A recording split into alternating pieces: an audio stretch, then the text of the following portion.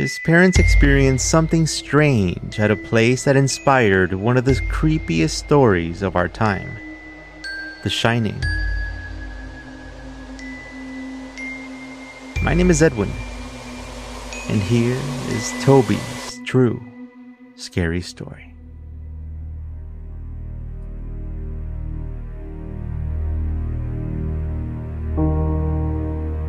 At the time, this is about 17 years ago, my mom and dad, they were tired of everyday life. They went up to the mountains, and I live in Colorado, so in Colorado there's a lot of snow, and it's hard to get up there. But once they did, they got to this town called Estes Park. And this town is famous for this specific hotel called the Stanley Hotel. On the outside, there's a ton of like old windows and old shades. It's almost like their eyes looking at you. And then you walk in, huge doors, big staircase with a ton of stuff. You walk in and there's a giant, all the way to the right, there's a giant like a dance floor. And then there's a conference room that could also be like a party room. And there's like an old car from like the 20s, like a Ford, I forget what it's called, the Ford T something. And there's an old piano that's like super long that you can see the inside of.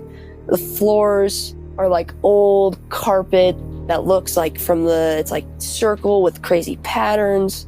And there's a giant chandelier that's like crystal. And the whole room almost has a yellow glow to it.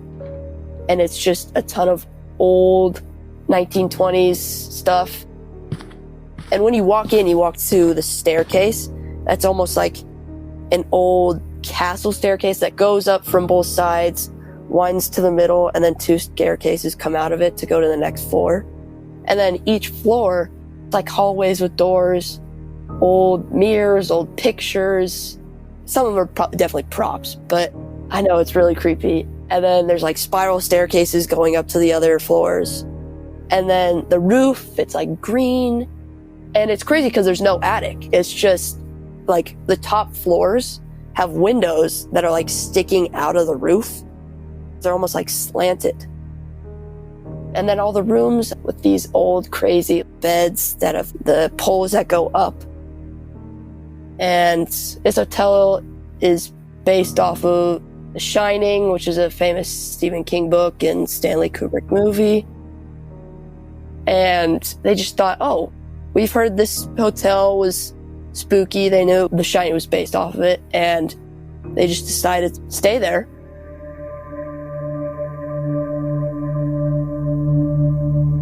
So they got in, checked in to the cheapest room because it was just both of them, and they went up. But it was late, so they just got dinner after they checked in, finished. My mom was tired, obviously, because she was pregnant, and they went up to the room, fell asleep. Pretty good like that. But in the middle of the night, they woke up to almost like a party above them. They heard so many noises, like doors slamming, music playing, footsteps everywhere, almost dancing. It was crazy. And since it was a hotel, they were like, oh, I'm sure this happens all the time. And they didn't want to be Scrooges, so they just sat there, waited till they could go back to sleep. And this was for sure above them at the time too. Nowhere else, just above them. It was almost like dust was falling down from the ceiling, like in old haunted house movies or something, like dust falls down from the roof when there's something like stomping above them. And the next morning, they went to the front desk just to ask the lady if they were having a party and if they were having it the next night, and to tell them to keep it down if they were. And so they was like, oh, okay, yeah, we'll ask them to do it. And she asked for the room to find out what room it would be that they were complaining about. They gave her the room, and she was confused for a second. She was like, that's the top floor. The top floor. And they were surprised because they knew for sure it was right above them. For sure. This huge party right above them. They saw dust come down from the ceiling. And she was like, yeah, there's no attic. It's literally just the roof above you. I don't know. Maybe it was below you, maybe, or something. But they were really spooked. They're like, That's really weird. And nothing had ever happened to them like that before.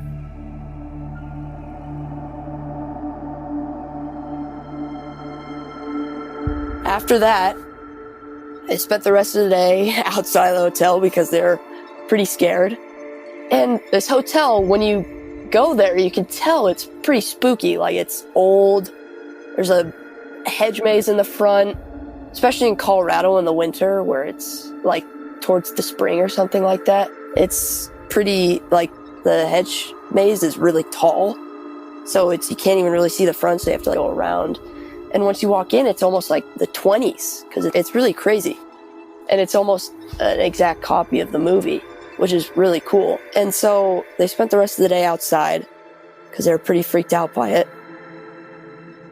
They came in the next night. My mom and my dad were both still really tired, and because they didn't really get any sleep the night before. And so they went back to sleep, still nervous, still scared. And of course, there was more unexpected noises, so they woke up a little later, and they heard children running down the hallway, laughing, screaming, talking. They're like, oh, it must just be a family coming in late from dinner or arriving somewhere. And they're like, oh, we don't want to be Scrooges again. We don't want to tell the front desk lady it's fine. It's probably just a family. And so they fell back asleep. And then they woke up around an hour or two later to the same noises. They were really weirded out by that because it was already really late in the night, like around 1 or 2. And they heard these kids' noises again, laughing, screaming, talking. It was really weird, especially for kids. And so my dad got up, opened the door, and there's nothing there in their hallway. It was blank. Just nothing there. And so that spooked him even more. Ran back to his bed, went back to sleep, and then another hour or two later, they woke up to the same noises. It was almost like they were mocking them. The laughing, the screaming. They just couldn't stop hearing it. And my mom, pregnant at the time with me, was just furious because she hadn't gotten 2 good nights of sleep. So my dad went to check the door again just in case someone was pranking them again. Like, maybe it was just the hotel desk because they were mad that they complained about something. And nope, nothing there. No noise, not even a door shutting after that. And so the creepy kids' voices were, like, they said they were creepy. It was almost like from the past, like kids playing with, like, hopscotch, stuff like that, singing songs. They woke up again to the same noises, didn't even want to go check because they're like, oh, this is awful. And yeah, and then fell back asleep eventually again. They said it was pretty terrifying hearing these noises 2 nights in a row, but 2 different things. It's pretty crazy. The next morning they woke up, packed up really fast. Luckily, I didn't see anything that morning. Left the hotel without even saying anything, just checking out. And yeah, they just went back home. A ghost to me is like a person's soul or something like that has unfinished business, or is a remnant of the past stuck in one place. I mean, I'm not religious, but that's just what I believe. They knew that it was haunted because, I mean, like, everyone in Colorado, and I'm sure most places, they know that the Stanley Hotel is a popular place for ghosts. Stephen King spent like months in there staying to write The Shining. I know a ton of people that have stayed there have stories about it. Like, my dad's boss had a story, my friends have a story, and I know it's a really old hotel, so there's a lot of famous stories of, like, people dying there. There's every Halloween on the news, it's, oh, Stanley Hotel has these ghost sightings and whatever. And yeah, there's just famous ghosts that also live there. There's one lady, it's in a red or white gown, I forget, and she always is on the stairs, like, watching everything. And she's sighted a lot, and it's pretty crazy. And then there's tons of other ghosts.